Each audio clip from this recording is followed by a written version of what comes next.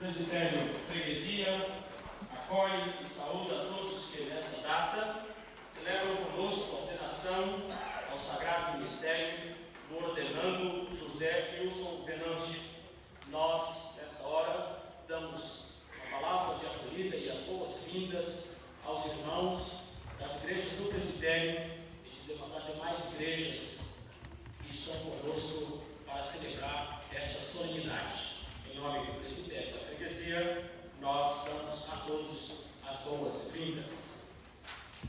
Glória, ação de graças e louvor sejam dadas ao Pai, Santo e Eterno, Criador de todos nós.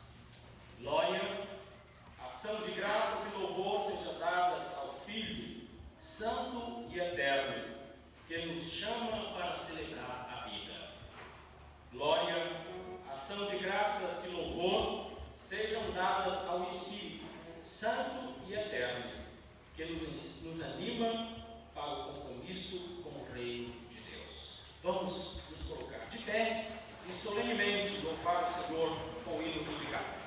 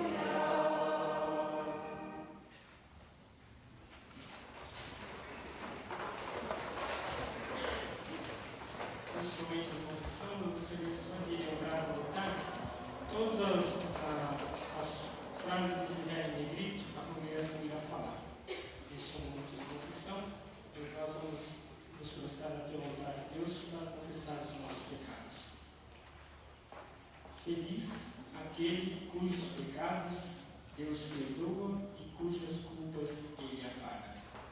Deus confessei o meu pecado e não escondi a minha maldade. Resolvi confessar tudo a ti. Nesse momento nós vamos ter uma oração silenciosa, depois nós seremos interrompidos pelo nosso reverendo Ulisses, fazendo a oração de confissão.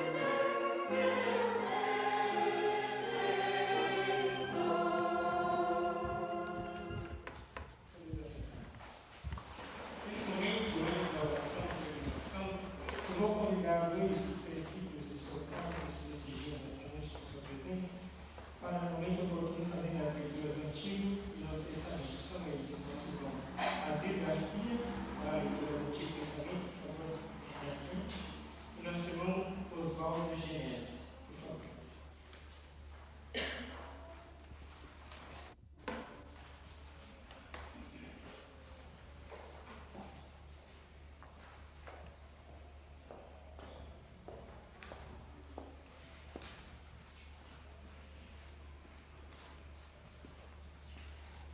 Nesse momento, nós vamos pedir para o nosso presbítero Aníbal da Igreja de Santa Maria que faça oração de reverência. Oremos.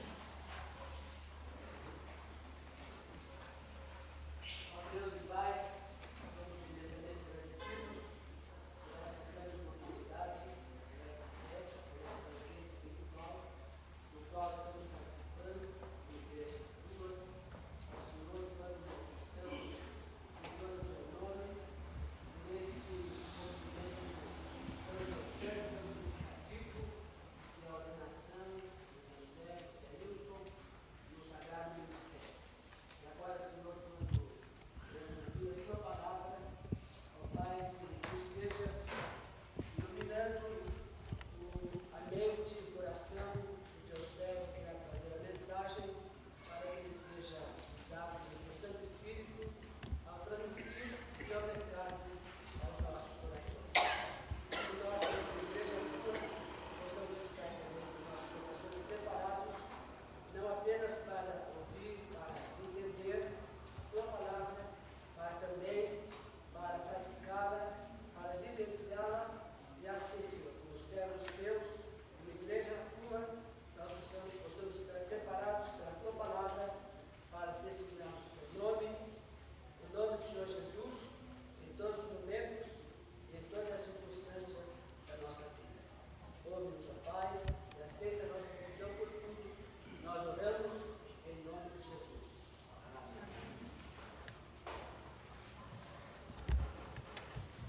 Por favor, nosso irmão Azir Garcia.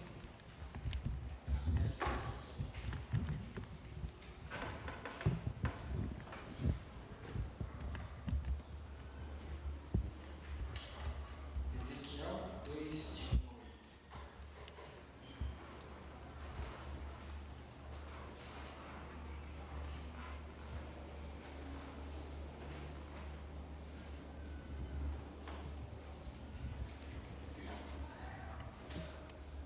Esta voz me disse: Filho do homem, põe-te em pé e falarei contigo. Então entrou em mim o Espírito quando falava comigo e me pôs em pé e ouvi o que me falava. Ele me disse: Filho do homem, eu te envio aos filhos de Israel, às nações rebeldes que se insurgiram contra mim. Eles e seus pais prevaricaram contra mim, até precisamente ao dia de hoje. Os filhos são de duro semblante e obstinados de coração. Eu te envio a eles, e lhes dirás: assim diz o Senhor Deus. Eles quer ouçam, quer deixem de ouvir, porque são casa rebelde, hão de saber que esteve no meio deles um profeta. Tu, ó filho do homem, não os temas, nem temas as suas palavras, ainda que haja sarças e espinhos para contigo, e tu habites com escorpiões. Não temas as suas palavras, nem te assuste com seus rostos, porque são casa rebelde. Mas tu lhes dirás as minhas palavras, quer ouçam, quer deixem de ouvir, pois são rebeldes. Tu, ó filho do homem, ouve o que eu te digo, não te insurjas como a casa rebelde. Abre a boca e come o que eu te dou. Antes de ouvir a resposta cantada à palavra de Deus, vamos responder esta sentença do nosso catecismo maior: põe-te em pé, que vou falar contigo. Como se torna a palavra eficaz para a salvação? Os Espíritos de Deus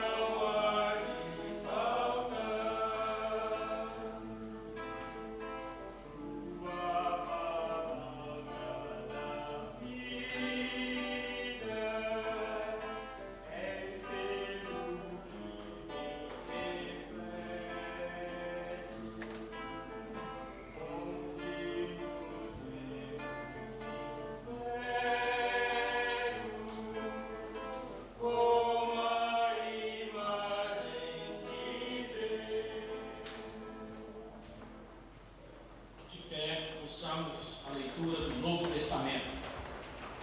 1 Timóteo 4, de 6 a 16.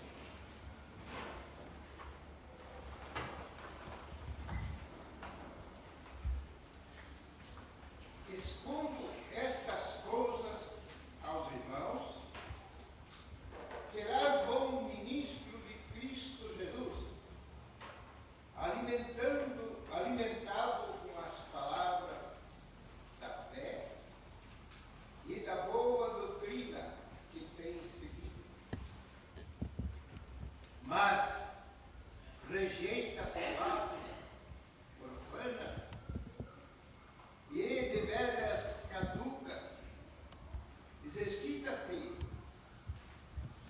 pessoalmente na verdade, pois o exercício físico para pouco é aproveitoso, mas a piedade para tudo é proveitosa, porque tem a promessa da vida que agora é e daqui há de ser.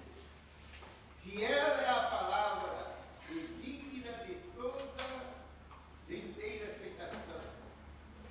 Ora, é para esse fim que labutamos e nós esforçamos sobremodo, porquanto temos posto a nossa esperança no Deus vivo, Salvador de todas as coisas, de todos os homens, e especialmente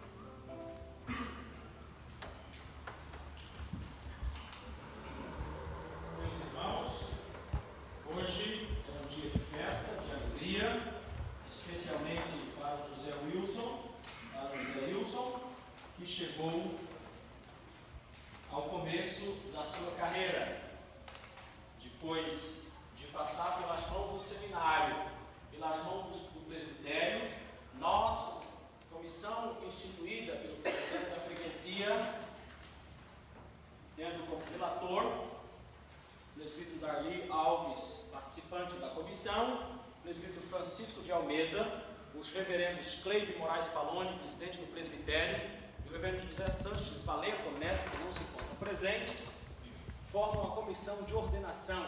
Então nós estamos instalados como presbitério da freguesia para ordenar o licenciado José Wilson Venâncio. E a propósito da liturgia, feita por ele, muito bem feita, diga-se de passagem, os textos da reflexão nos traz em si mesmo uma mensagem. Não necessitaria de falarmos muito para entendermos o espírito dessa festa de ordenação ao ministério. Mas coube-me, como presidente desta comissão, a fazer uma reflexão para os irmãos aqui presentes, para o licenciado, ordenando sobre o ministério. E eu peguei o texto de Ezequiel, capítulo 2, para conversar com os irmãos algumas coisas, pequenas meditações. Quero iniciar a minha fala dizendo que o profetismo é uma das primeiras funções exercidas por homens e mulheres no mundo bíblico e extrabíblico. Foi cultivado por todo o médio império na antiguidade. Não foi um ministério específico do povo de Israel. Entretanto, foi em Israel que ele floresceu e que se destacou sobremaneira uma escola, chegando a ter uma escola de profetas. Esta prática de proclamar a vontade de um Deus aos povos é conhecida como ministério profético.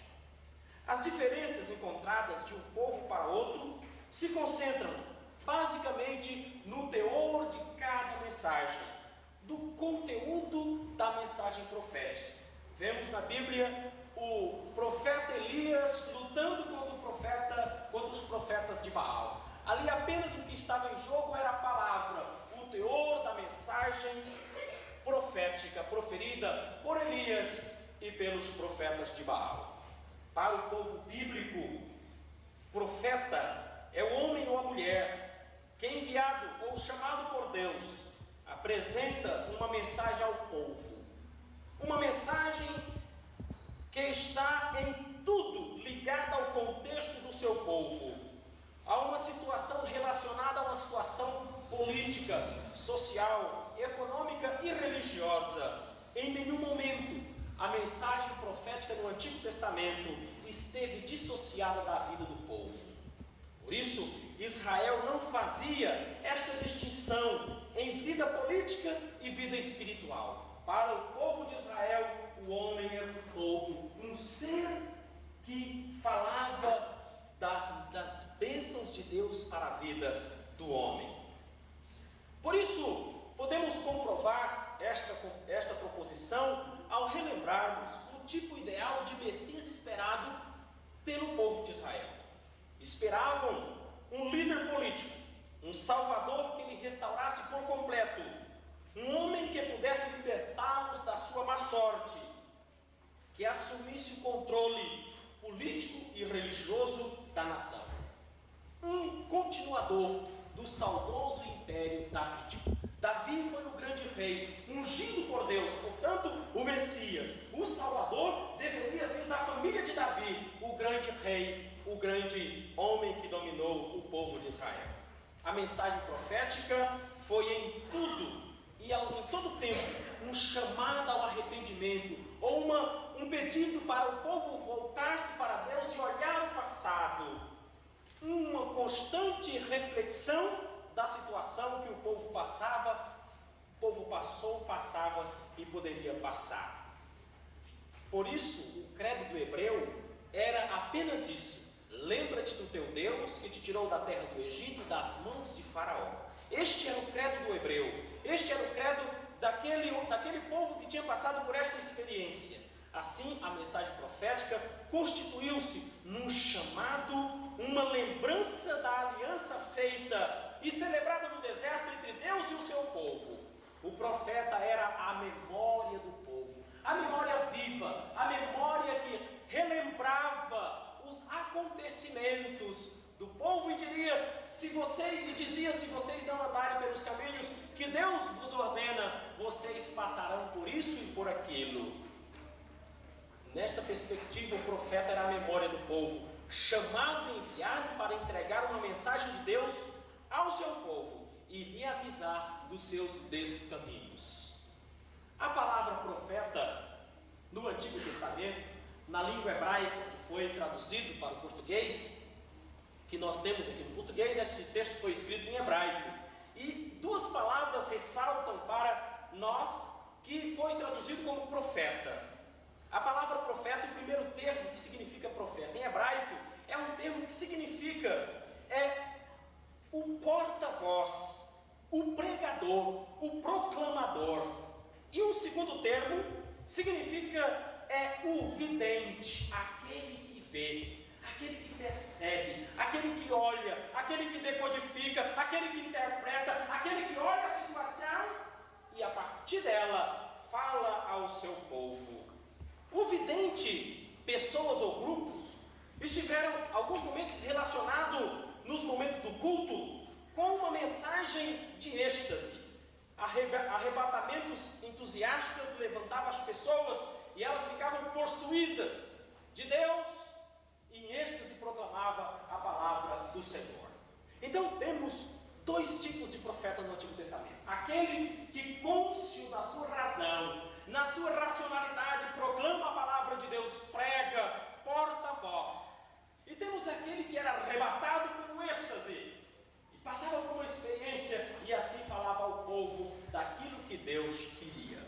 Optamos nesta noite especial de ordenação de um profeta privilegiar o primeiro termo, Nabi, como porta-voz, proclamador.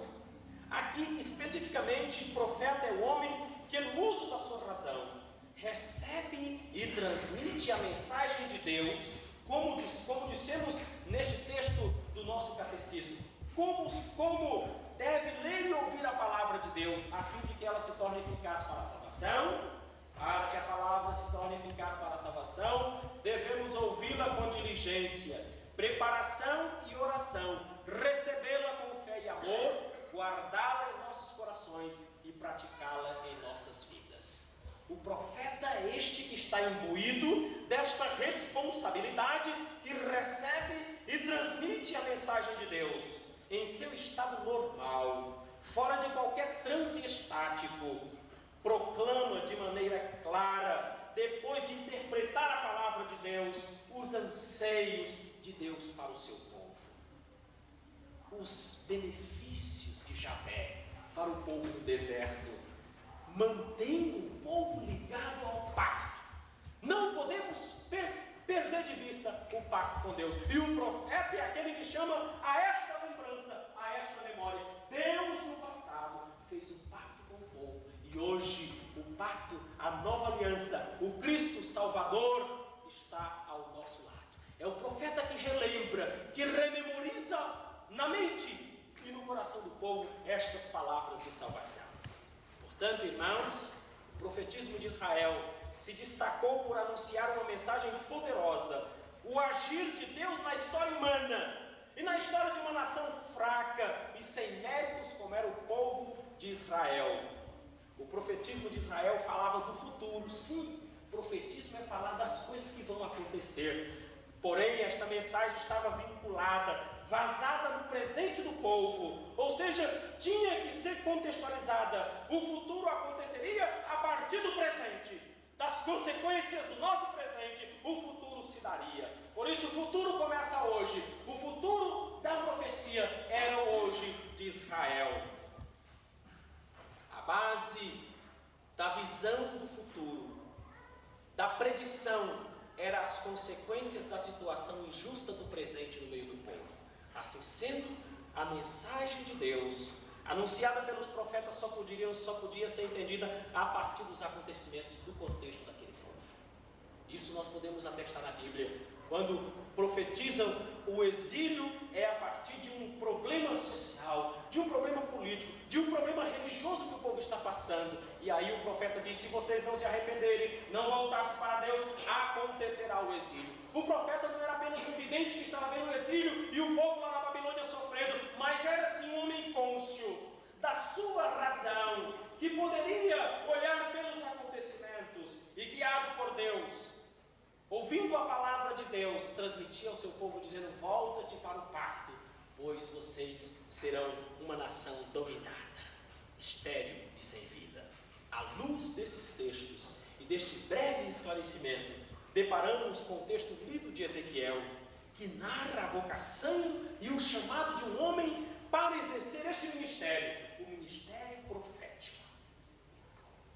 Ezequiel estava sendo ordenado para ser o porta-voz de Deus, aquele que havia de trazer a mensagem do Senhor aos homens da sua época, ao seu contexto. Por isso ele deveria decodificá-la, ou seja, interpretar, entender, para poder passar para o seu povo. Esta era a grande responsabilidade de Ezequiel. Por isso o texto vai narrando e dizendo assim: come o que eu te dou.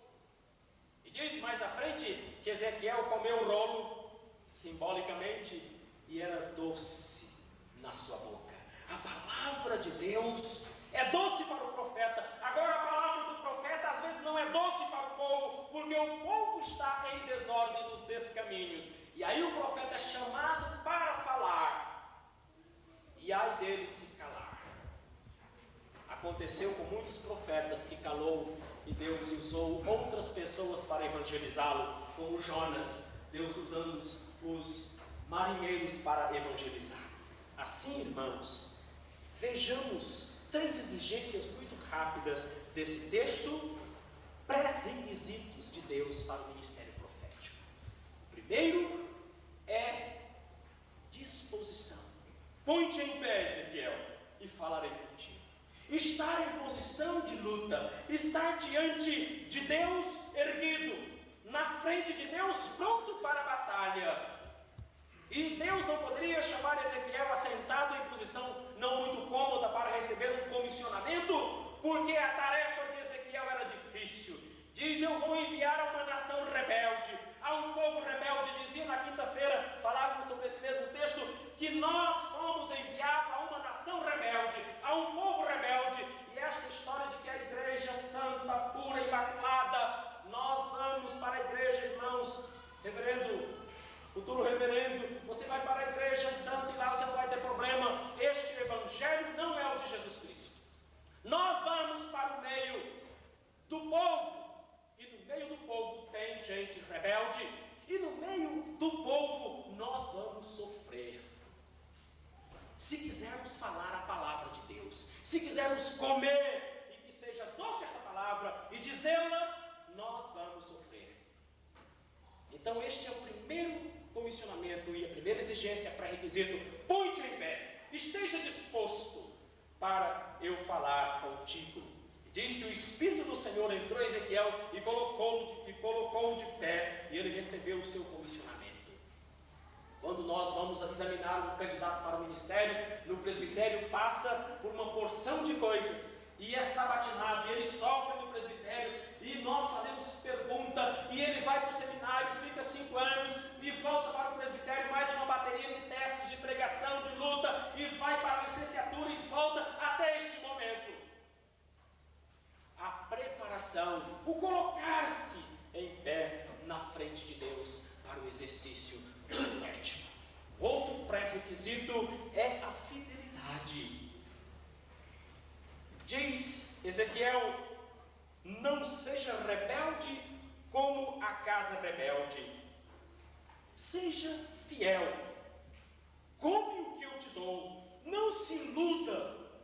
Não se iluda e não fique atormentado com as palavras dos homens, nem com as sarças, nem com os espinhos, nem com os escorpiões que você encontrará no caminho. Receba e come o que eu te dou, porque este alimento é como o alimento de Elias, que demorou 40 dias, é como o alimento do povo, maná, que durou 40 anos no deserto, conduzindo o povo. É o alimento e a palavra que nos coloca de pé, que nos dá fidelidade a Deus. Come o que eu te dou, é a ordem de comando de Deus para o profeta.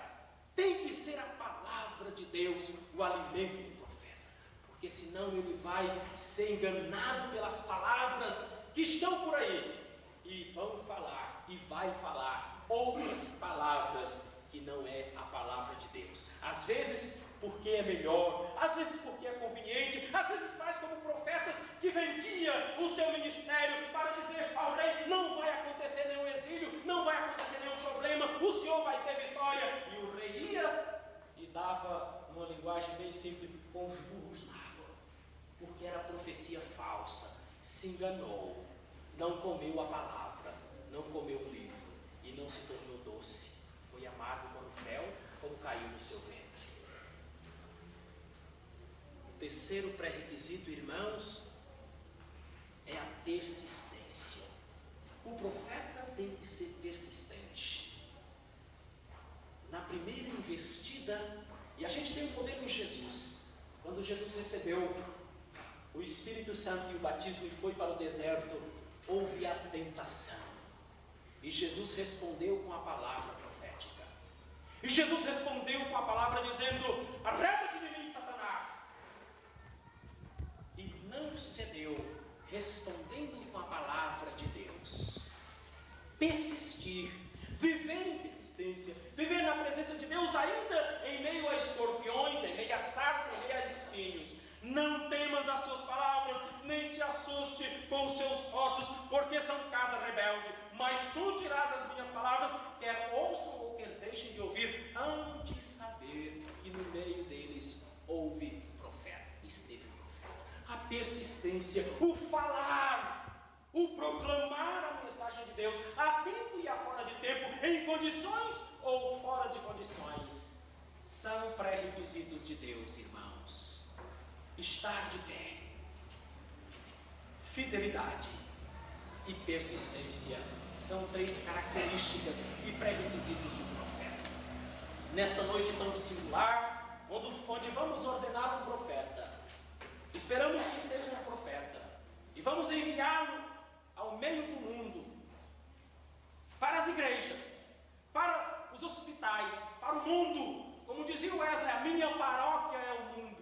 Ou seja, todo lugar onde ele for, deverá ser um profeta.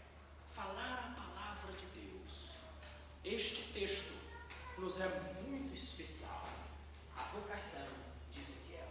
Que seja ela a vocação do nosso irmão José Wilson Venâncio, para a glória do Deus Pai. Deus os abençoe. Criador do céu e da terra, em Jesus Cristo, seu único Filho, nosso Senhor, o qual foi concebido por poder do Espírito Santo, nasceu da Virgem Maria, padeceu sob o poder de Pôncio Pilatos, foi crucificado, morto e sepultado, desceu à mansão dos mortos, ressuscitou ao terceiro dia, subiu aos céus, está sentado à mão direita de Deus Pai Todo-Poderoso, de onde há de vir julgar os vivos e os mortos. Creio no Espírito Santo, na Santa Igreja Universal, na comunhão dos santos, na remissão dos pecados, na ressurreição do corpo e na vida eterna. Amém. Podeis assentar.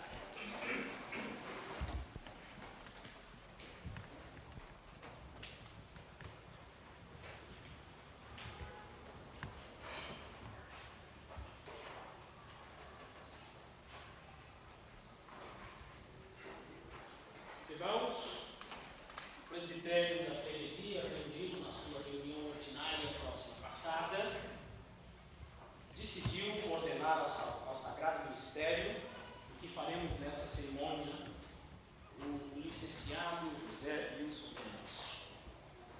O presbitério, tendo observado as disposições da Constituição e ordem da Igreja Presbiteriana Independente do Brasil, resolveu proceder à ordenação do candidato ao Sagrado Ministério, José Wilson Venâncio.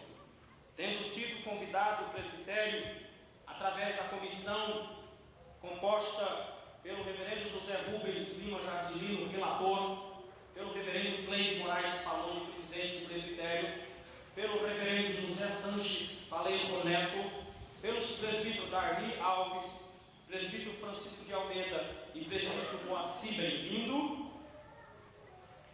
para realizar nesta hora e neste local perante o povo de Deus, a cerimônia de ordenação, cumpre, na qualidade de presidente desta comissão, convidar o presbítero Darli Alves, secretário desta reunião, para introduzir o candidato até o púlpito. Pediria ao diácono que colocasse a cadeira que está ao lado, aqui à frente dos nossos degraus.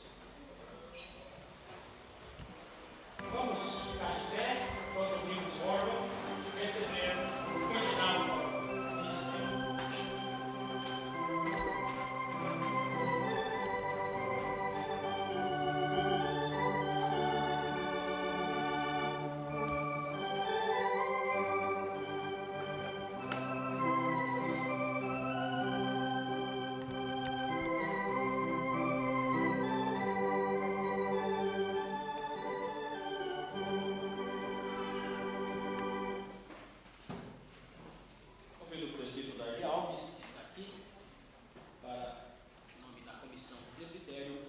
Fazer a cerimônia.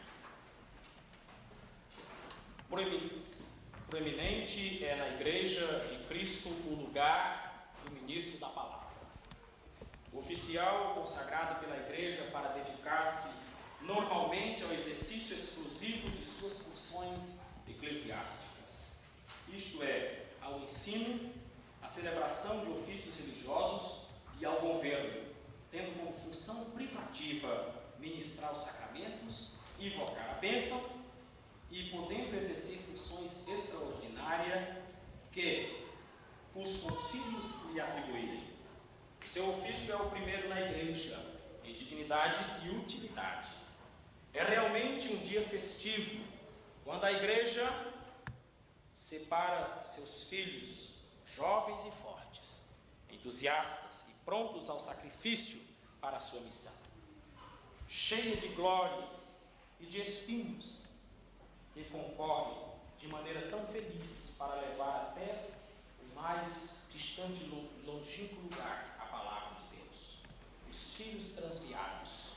Por isso, deve ele possuir elevado grau de conhecimento e aptidão para ensinar, ser íntegro e bem conceituado, santo na fé e de comprovada piedade e consagração.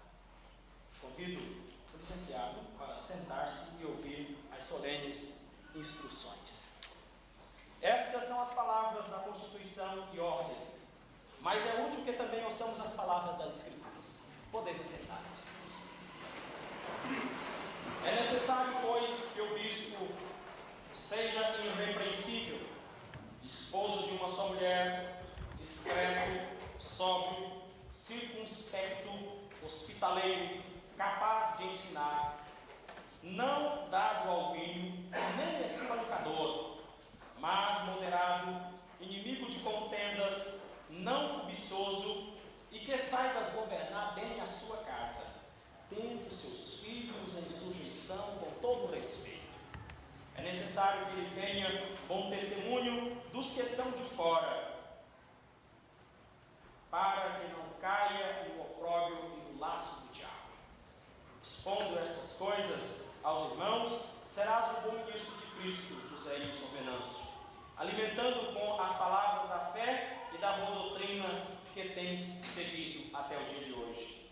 Também diz a eles, aos fiéis: lembrai-vos dos que vos governam, e sede-vos sujeitos, pois eles velam pelas vossas vidas, como os que têm que dar contas dela.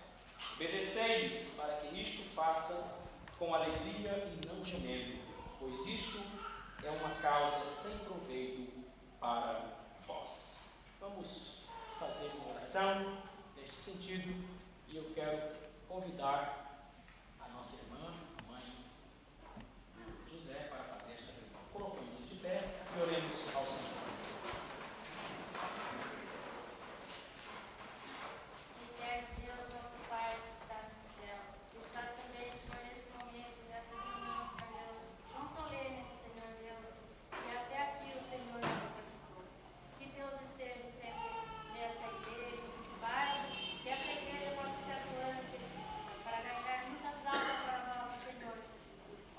Que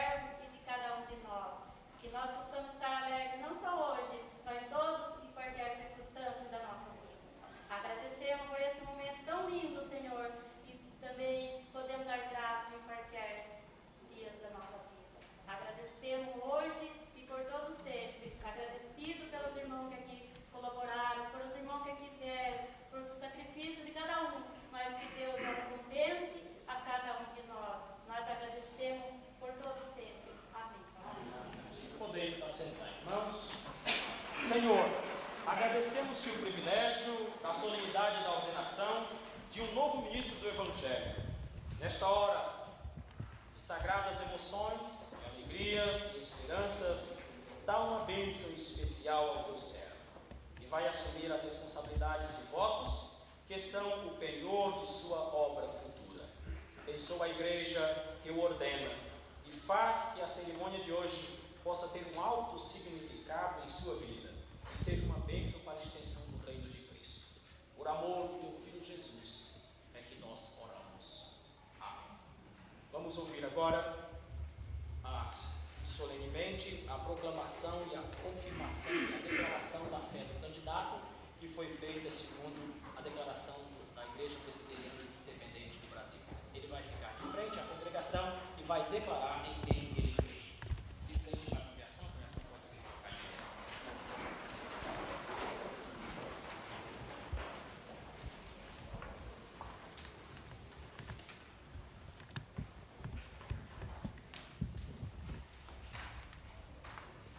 Eu, José Venâncio, creio e confesso que as Escrituras do Antigo e do Novo Testamento são a palavra de Deus, a qual é a regra única e infalível de fé e prática. Recebo e adoto sinceramente a confissão de fé de Westminster e as demais confissões reformadas como exposição do sistema doutrinário ensinado nas Escrituras. Aprovo e sustento o governo e disciplina da Igreja Presbiteriana Independente do Brasil, regulados por sua Constituição e ordem. Prometo sujeitar-me a meus irmãos do Senhor. Declaro que, segundo o conhecimento que tenho de meu coração, procurei o santo ministério, movido pelo amor de Deus e pelo desejo sincero de promover a sua glória. Prometo manter zelosa e fielmente as doutrinas do Evangelho e promover a paz, a unidade, a pureza e o progresso da Igreja, seja qual for a perseguição e a oposição que se levantem contra mim por esta causa. Prometo que, como cristão e ministro do Evangelho, serei fiel e diligente no exercício de todos os meus deveres, particulares ou públicos, e que me esforçarei para adornar a profissão do Evangelho com minha conduta, e andar com exemplar piedade ante o rebanho sobre o qual Deus me constituiu. Isso. Podeis assentar.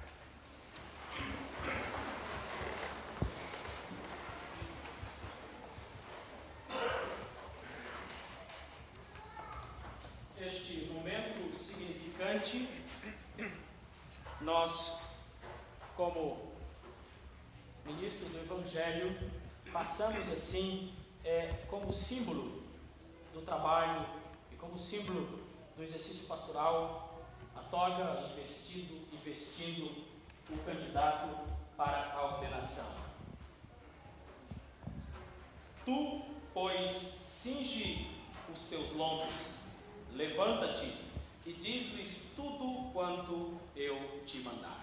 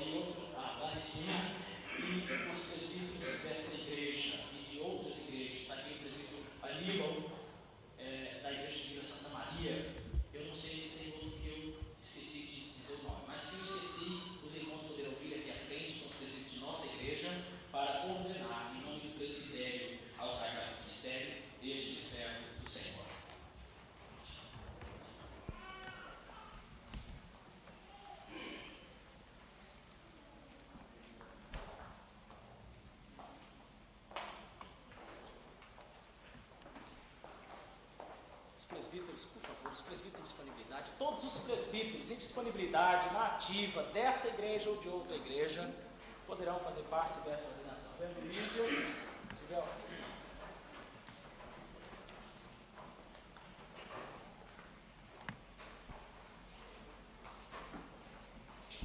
Vamos proceder à oração de consagração e de ordenação deste ministro do Evangelho, impondo as mãos sobre ele.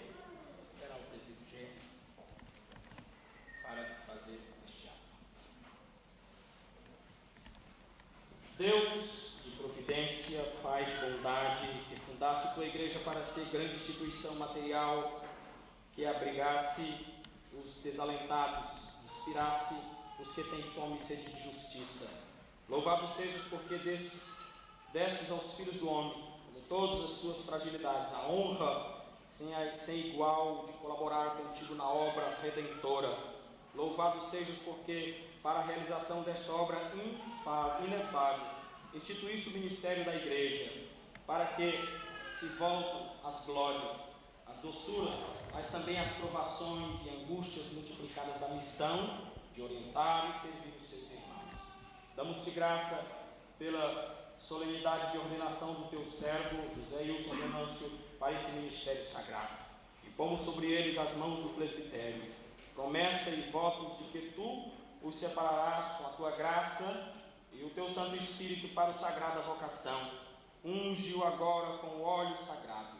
Toca os seus lábios com a brasa viva do teu altar. Abre os seus olhos para as maravilhas da tua lei. Dai-lhe a sabedoria a este servo e um espírito bom, manso, longânimo do Supremo Pastor Jesus Cristo.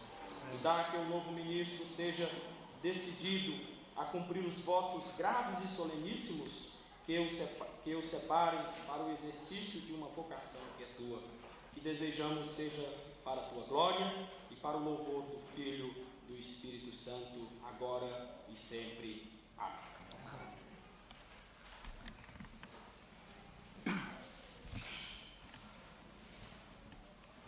Nós damos a destra da nossa companhia para tomardes conosco nesse ministério a sério.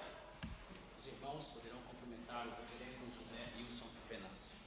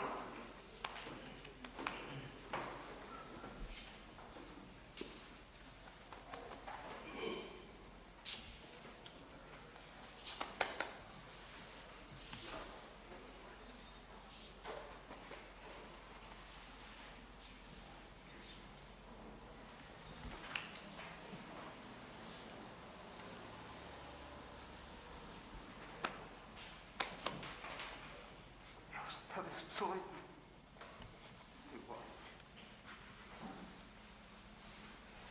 Assim como no passado o cajado era passado, hoje nós também passamos a estola, o símbolo da vestidura pastoral, onde investimos o irmão e declaramos ordenado, em nome do presbitério da freguesia, sínodo oriental da Igreja Presbiteriana Independente do Brasil. Essa estola é o símbolo do ministério sacerdotal, também que o irmão deverá exercer no meio dos homens para a glória de Deus. Vamos nos colocar de pé e agradecer a Deus neste momento e orar, finalizando esta cerimônia. Senhor, nosso Deus e Pai, nós te louvamos esta hora tão emocionante, onde tu separaste este teu servo. E agora que tu mesmo ordenaste através da imposição de mãos do presbitério, nós te pedimos para ele que tu sejas, ó Senhor, o seu ajudador. Tu sejas, ó Senhor, aquele que está ao seu lado, Senhor, nos momentos de graça, nos momentos de dificuldades, nos momentos de tristeza. Abençoe esta igreja, este presbitério, estes irmãos, esta Assembleia de Santos que o recebe como ministro do Evangelho. Dai-nos, ó Senhor, que possamos dar a este irmão a destra de nossa companhia, o amor, e para que o exercício do seu ministério seja, ó Deus, de forma profícua para a glória do teu nome. Fica conosco e assiste-nos em tudo, pois nós oramos em nome de Jesus. Amém. Agora declaramos e proclamamos ordenado ministro do Evangelho de Jesus Cristo, o reverendo José Wilson Venâncio, tudo feito de acordo com a Constituição e ordem da Igreja Presbiteriana Independente do Brasil. Declaramos mais que, como tal, tem ele o direito, o apoio, a honra e a obediência do Senhor, em nome do Pai, do Filho e do Espírito Santo. Amém. Podeis todos assentar e convidamos o reverendo Wilson para tomar assento conosco ao público. Enquanto ouvimos, o conjunto chama a vida.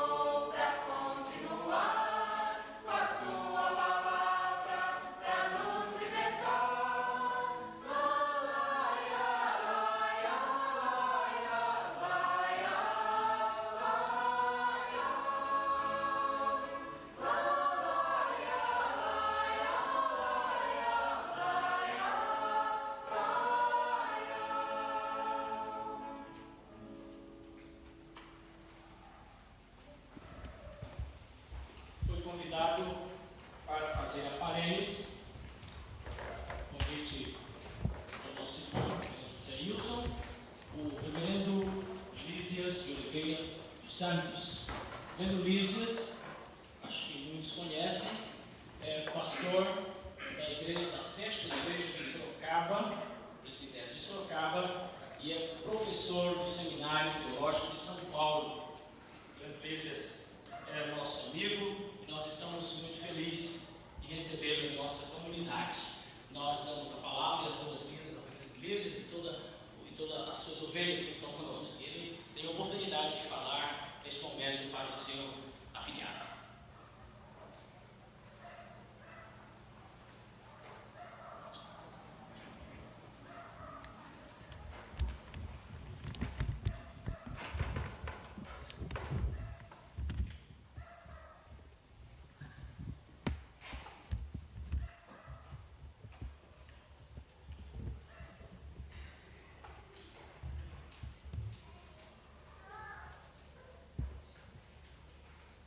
Reverendo José Wilson, nós nos sentimos muito orgulhosos, muito felizes pelo privilégio de sermos escolhidos para ser o paraninfo dessa cerimônia.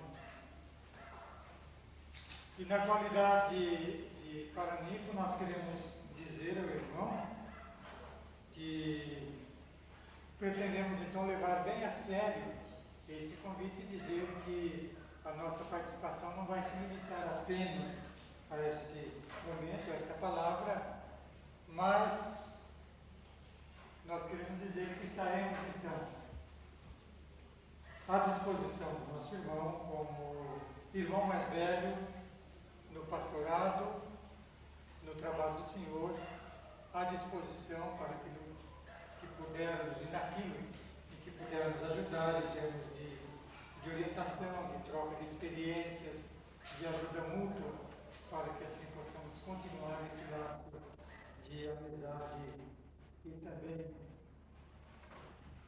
continuar essa atividade de caminharmos juntos no trabalho do Senhor.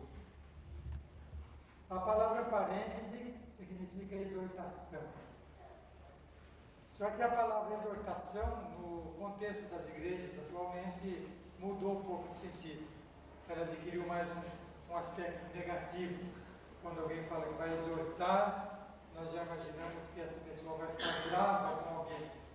Exortar, no sentido bíblico, a parêntese bíblica, significa animação, uma palavra de ânimo, uma palavra de conforto, de ajuda, para que alguém que está fazendo alguma coisa possa fazer aquilo com mais coragem e com mais força. Nesse sentido é que nós rapidamente nos dirigimos ao reverendo José Wilson para exortá-lo, para animá-lo a enfrentar a carreira do ministério. Logicamente, cada parêntese, cada paraninfo teria uma palavra específica para dirigir, para dizer nesse momento. E a palavra que nós dizemos é a seguinte: não há uma receita para ser pastor, para ser ministro do Evangelho. A receita é o discernimento. Triunfará no trabalho ministerial aquele que conseguir discernir as situações, interpretar os tempos, entender o momento e agir de acordo com a inspiração de Deus para aquele momento e para aquela situação.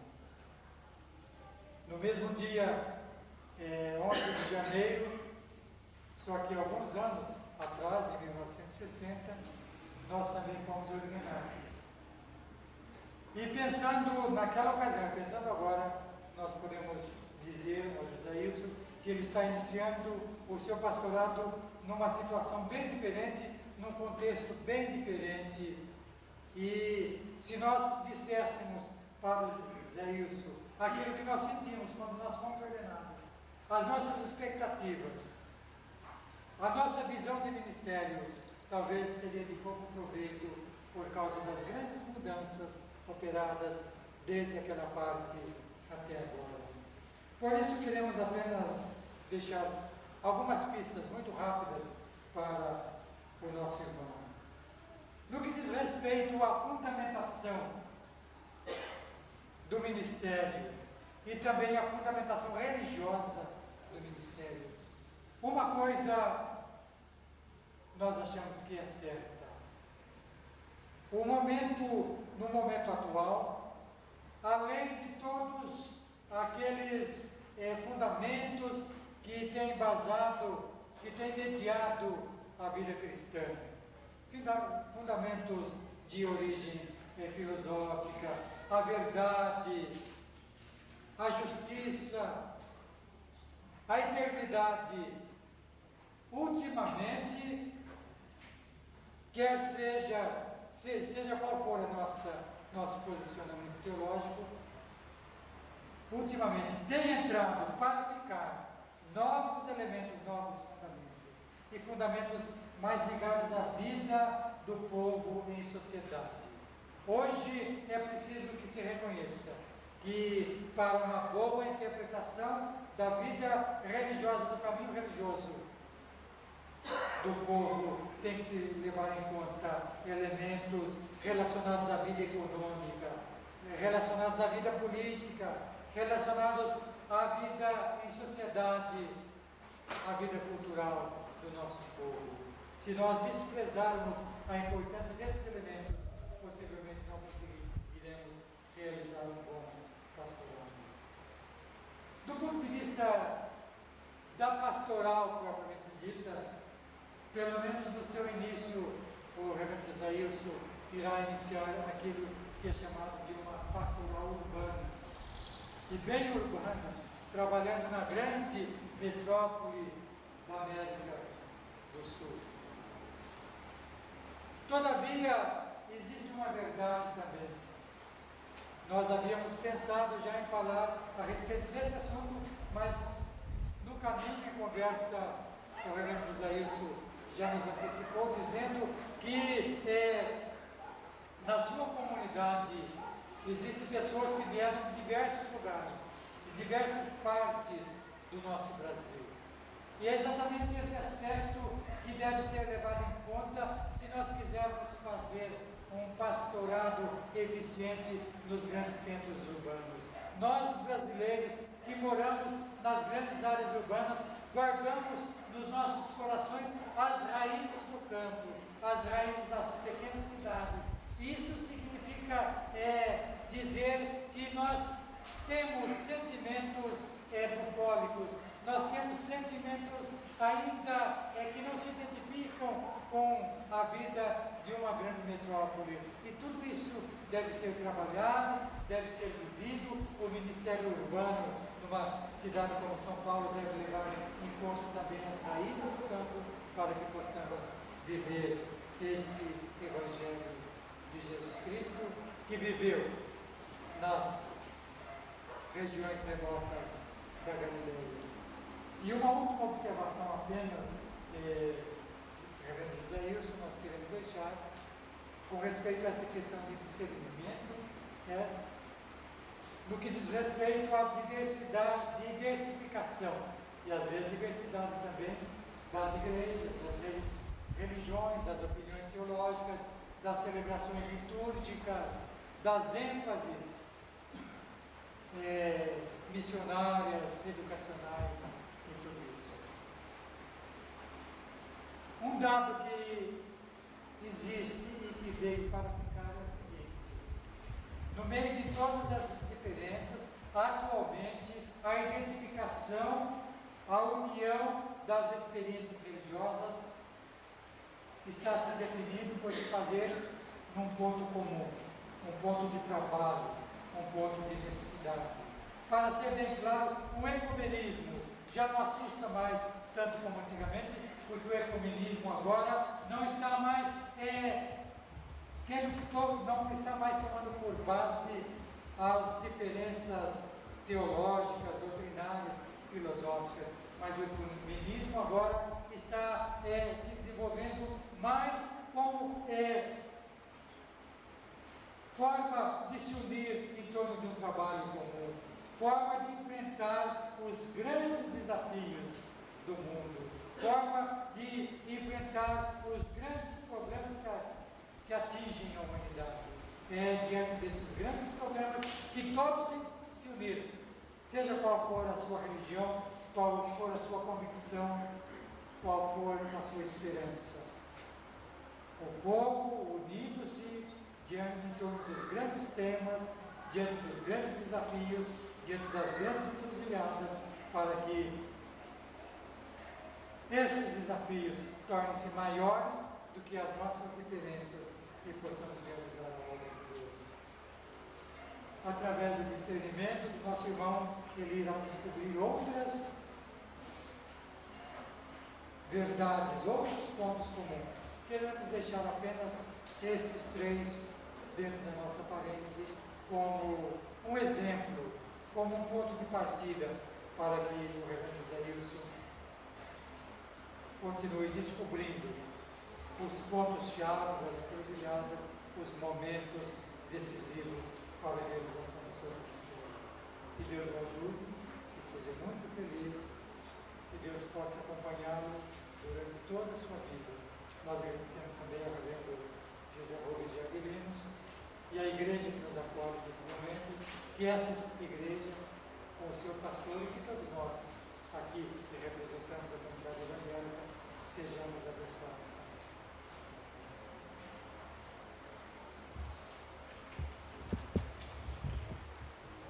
Convido a Karina e a Mariane para fazer a preparação da mesa do Senhor. Nós vamos proceder à ceia do Senhor, celebrada pelo reverendo recentemente ordenado. E nós vamos fazer, para ser mais rápido, de forma bem simples. Convido o presbítero João Bosco Lima para estar conosco neste momento. E nós vamos ficar aqui, o pastor e o presbítero lá embaixo, pertinho, e os irmãos venham rapidamente à frente, enquanto o órgão vai cantar o hino, e participar da mesa do Senhor aqui, pertinho, com o pão e com o vinho. Em seguida, enquanto cantamos e fazemos a oração eucarística. Depois, nós vamos participar aqui à frente. Vai ficar o pastor desse lado, o presbítero, o pastor e o presbítero desse lado, com o pão e com o vinho, para a ceia do Senhor. De uma forma rápida, nós temos um salão grande, dá para vir com facilidade. Nós, enquanto isso, vamos ouvir o órgão tocando toda a celebração eucarística. Com amor eterno, Deus nos amou primeiro e se ofereceu a nós em Jesus Cristo para que tenhamos vida. Esta é a mesa do Senhor. Ele convida a todos os que neles confiam, para participar da festa que Ele mesmo preparou. Por isso convidamos, depois da oração eucarística, a todos os irmãos desta igreja, membros e de outras evangélicas que aqui estiverem, a tomar parte desta mesa. Seremos dirigidos nesta celebração dos sacramentos pelo reverendo José Wilson.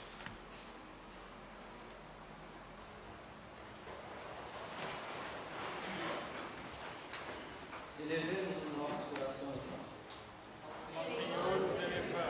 Rendamos graças ao Senhor nosso Deus. É bom, belo e justo louvar a Deus e render graças. Pai onipotente, Criador e sustentador da vida, a tua majestade e poder, as tuas bênçãos que jamais cessam, e a grandeza da tua bondade nos enche de maravilha. Somos indignos do perdão que, em misericórdia, nos tem dado. Podemos trazer-te apenas gratidão, depositando nossa confiança em teu Filho, pois somente Ele é capaz de nos salvar do mal. Portanto, juntos com profetas, apóstolos, mártires e santos de todo o tempo e lugar, nós te louvamos, dizendo: Santo, Santo, Santo, Senhor Deus do Universo, os céus e a terra estão plenos da tua glória. Hosana nas alturas, bendito que vem em nome do Senhor. Hosana nas alturas. Deus de toda a glória, lembramos com gratidão como Jesus partiu o pão e deu o cálice para nos tornar participantes de seu corpo e sangue, a fim de que ele vivesse em nós e nós vivêssemos nele. Deus de toda misericórdia, lembramos com gratidão como Jesus nos convida à sua mesa, imprimindo em nossos corações o seu sacrifício na cruz. Curvamos-nos com gratidão diante de Cristo, declarando sua ressurreição e glória, e reconhecendo que somente as suas intercessões em nosso favor nos tornam dignos de participar desta refeição espiritual. Crendo na promessa da vida eterna dada por Cristo, vivemos nele e declaramos: Cristo morreu, Cristo ressuscitou, Cristo virá de novo. Deus onipotente, derrama sobre nós o teu Espírito Santo, para que, ao receber pão e vinho, possamos ter certeza de que a promessa de Cristo será cumprida em nós. Pai eterno, através desses sinais do pão e do vinho, juntamente com Cristo, teu Filho unigênito, o Espírito Santo, a ti pertence toda a glória e para todos sempre. Amém. E agora, conforme nosso Salvador nos ensinou, nós oramos. Pai nosso que estás nos céus, santificado seja o teu nome. Venha o teu reino, seja feita a tua vontade, assim na terra como nos céus. O pão nosso cada dia nos dai hoje. Perdoa as nossas dívidas, assim como nós perdoamos os nossos devedores. Não nos deixes cair em tentação, mas livra-nos do mal. Pois teu reino, o poder e a glória para sempre. Amém.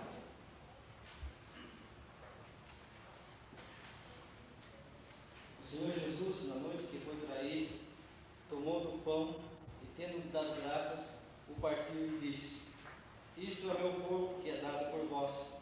Fazei isto em memória de mim.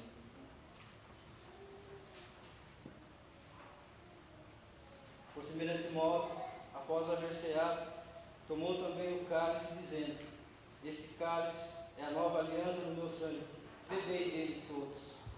Fazei isto todas as vezes que beberdes, em memória de mim. Porque todas as vezes que comerdes deste pão e beberdes deste cálice, anunciais a morte do Senhor, até que ele venha.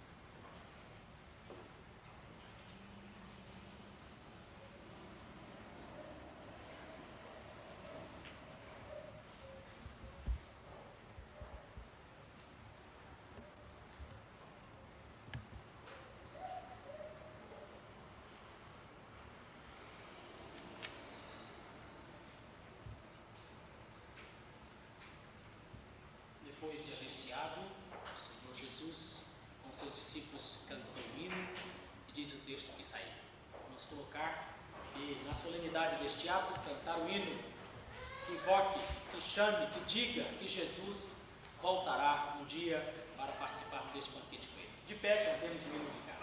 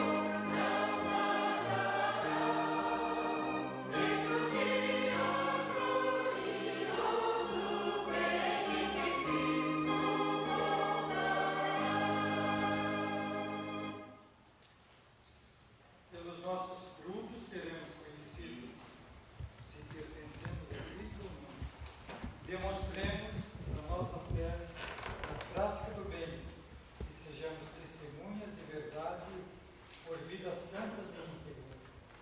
Tenhamos amor uns para com os outros, mas especialmente para com os pobres. Recebei a bênção. Ide ao mundo paz. Tende bom ânimo. Apegai-vos ao bem. A ninguém pagai o mal com o mal. Fortalecei os desalentados, sustentai os fracos, ajudai os aflitos, honrai a todos os homens, louvai e servi ao Senhor, regozijando-vos no poder do Santo Espírito. E a bênção do Deus Todo-Poderoso, Pai, Filho e Espírito Santo, seja sobre vós e permaneça convosco para sempre. Amém.